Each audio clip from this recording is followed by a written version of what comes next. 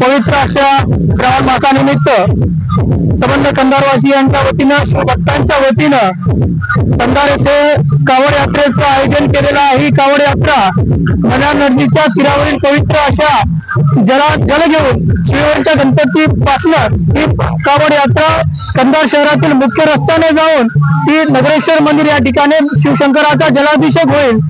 या वर्षी प्रथमच कावड यात्रा काढण्याचा निर्णय सर्व शिवभक्तांनी घेतला। मोठ्या प्रमाणामध्ये शिवभक्तांनी माता भगिनींनी प्रतिसाद दिला आहे। सर्वात महत्वाचं म्हणजे माता भगिनींचं मी अभिनंदन करू इच्छितो।